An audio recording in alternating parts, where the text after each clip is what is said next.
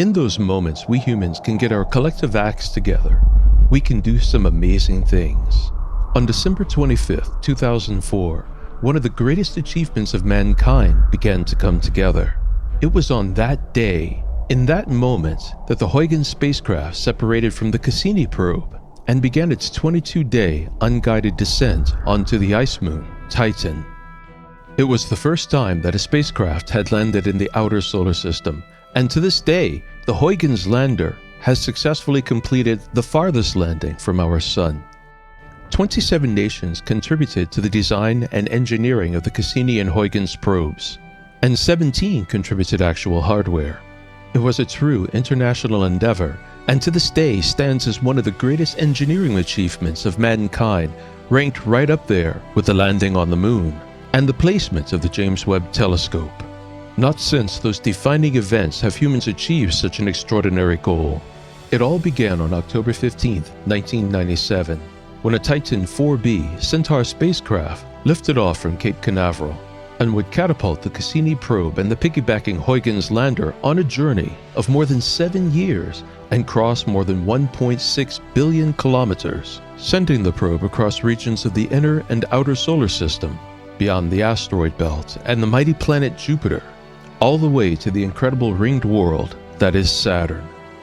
The Cassini probe was intended to open our eyes to the Saturnian system, its many rings and its series of icy moons, and by applying a suite of radars and sensitive cameras, Cassini would, with any luck, finally pierce the veil of the mysterious moon Titan, forever shrouded in a thick veil of clouds.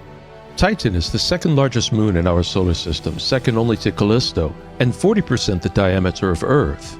It is a world unto itself. And amazingly, Titan is rich in organic compounds, methane, ethane, and other simple organics. It is so large that it dominates the entire Saturnian system. Like Earth, Titan has a nitrogen-dominated atmosphere, and it is almost 1.5 times denser than Earth's. The moon itself is rounded under its own substantial gravity, and its body is differentiated. It has a rocky core comprising roughly half its mass, and beyond the core are layers of various kinds of ice, and likely a world ocean beneath its frozen surface. But in this image, we see what drew the attention of scientists 1.5 billion kilometers away. That is the reflection of a lake on another world. The temperature on Titan is a balmy 94 Kelvin. That is a very cold minus 179.2 degrees Celsius. But Titan orbits roughly on Saturn's equatorial plane, and Saturn is tilted almost 27 degrees on its axis. This means that Titan has seasons, and just like Earth, its seasons bring wind and precipitation. The precipitation on Titan falls in the form of rain, and those rains can be substantial, enough to fill up vast lakes and deep streams and gullies during the summer months of whichever of Titan's hemispheres favors the sun, creating floodplains and erosion channels. Now Titan, like many other ice moons, probably has an ocean beneath its frozen surface. Radar measurements by the Cassini probe confirm surface drift, indicating the surface is floating on that ocean. The ocean itself is a briny antifreeze of water and ammonia. Using his powerful radar, Cassini was able to pierce the veil of clouds that perpetually surround Titan and give us the first map of this world. One of the things this map revealed to us is that the surface is young, which is to say geologically young. It undergoes perpetual transformation by forces of erosion, both by way of its dense atmosphere and through precipitation. It is uncertain, but there also may be volcanism going on in Titan, not hot volcanoes of magma like on Earth, but cryovolcanoes with lava of ammonia and water. If we strip away the dense clouds and atmosphere, as here, we see a world demarcated by pale and bright patches. The pale regions, it is thought, are geologically new areas, filled with rolling hills and cut by deep lineaments. If these lineaments are filled with frozen liquid, they represent geologically new areas. However, they could also be crevices and erosion channels that were deeply cut long ago through the rains of Titan, indicating geologically old areas. The broad dark areas are likely to be vast dunes of organic material, perhaps concentrated by the winds and storms of Titan over time. The Cassini probe observed naturally occurring extreme low-frequency radio waves in Titan's atmosphere, providing additional evidence the world is comprised of differentiated layers. with perhaps a 3,400 kilometer diameter rocky core and various layers of crystalline ice above. But what is doubtless considered Cassini's hallmark discovery is the presence of liquid lakes at the polar regions of Titan. Liquid is essential for life, and it is also perhaps the rarest form of matter in the universe. We tend to think it's common because water predominates Earth's surface, but our world is so unusual and so unique in the cosmos that living on its surface tends to mislead us. Liquid. Any liquid is a significant finding because liquid is an essential for life, providing a potential solvent for the chemical reactions that are imperative to life. And in the search for extraterrestrial life, the presence of lakes is tantalizing.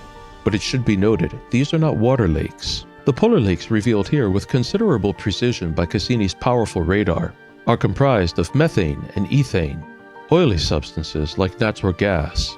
They are organic materials, the building blocks of life. But it is possible that Titan is just too cold for any life to get started. And we just don't know if methane and ethane provide satisfactory solvents. Water may be a necessity. Whether or not there is life on Titan, it is nonetheless a fascinating world full of tantalizing possibilities. A vast world bigger than the dwarf planet Pluto, bigger even than the innermost planet Mercury. Titan, with its lakes and its rain and its dense atmosphere, cannot but catch our attention, especially since much of the substances to be found on Titan's surface are organic. They are literally the building blocks of life as we understand it. And many scientists believe that Titan represents a proto-earth, Earth, as it may have been several billion years ago, at the dawn of its creation, making Titan a lab of the early world, and thus the best destination of man's most ambitious exploration vessel to date. It is amazing how much we learned about Titan from Cassini, which never touched it, but the Huygens lander. It was the first time man had ever touched another world beyond Mars. And few understand what a long shot Huygens was. It was launched 22 days before it ever reached Titan. In a very realistic sense, Cassini tossed it at Titan, a very pre-planned and calculated throw, true enough. But a wild toss, nonetheless, with nothing but gravity to ultimately draw Huygens in.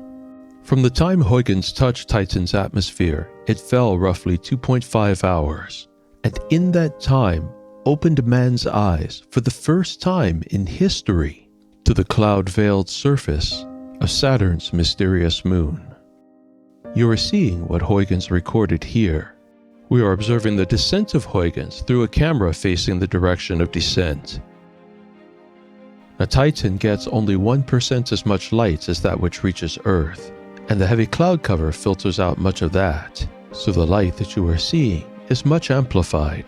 If you really stood upon the surface of Titan, it would appear pretty dark to you, but Huygens cameras easily amplified the light, and they revealed a rich and varied landscape of highlands, a world of perpetual cold, so that what we know of as ice is there stone that erodes into boulders, cobbles, and sand, ice stone smoothed by Titan's exotic rains, and a landscape of river channels and streamlets, gorges and gullies, a liquid-formed landscape that might resemble Earth were it not a world comprised of ice. Because Huygens had no propulsion of its own, it had one shot to open our eyes to Titan, and thanks to the brilliant engineers of NASA and ESA and the Italian Space Agency, it did it beautifully. And perhaps we may never stand upon the surface of Titan, but one day our children might, and because of the pioneering Huygens lander, we now know what they will see.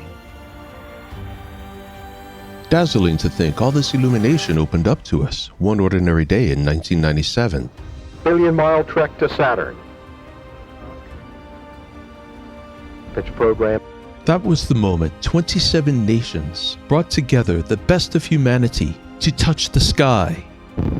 Jupiter Inlet Tracking Station now acquiring data. All systems go. It was a rare day when we humans looked past our petty rivalries and differences and sought to understand as one this amazing universe and thereby our own world. The launching of the Cassini-Huygens probe was that brilliant, rare moment when we came together to be the best that we can be and touch the world 1.5 billion kilometers away, so that in this great sparkling cosmos we dwell in, we could declare we were there and we understand together. And next, there will be a probe to sail Titan's skies called Dragonfly. Let us hope this is only our beginning. Thank you for venturing into the cosmos with me in this episode of Sky Story. Sky Story is part of the UNDERSTORY network, a collection of programs devoted to the study of the natural world. In Microstory, we study the invisible world of the very small. In UNDERSTORY, we examine natural history and issues of conservation. And in Sky Story, we look beyond Earth and explore the cosmos. There will be many more episodes, so to keep abreast, please take a moment to subscribe, and don't forget to hit that like button.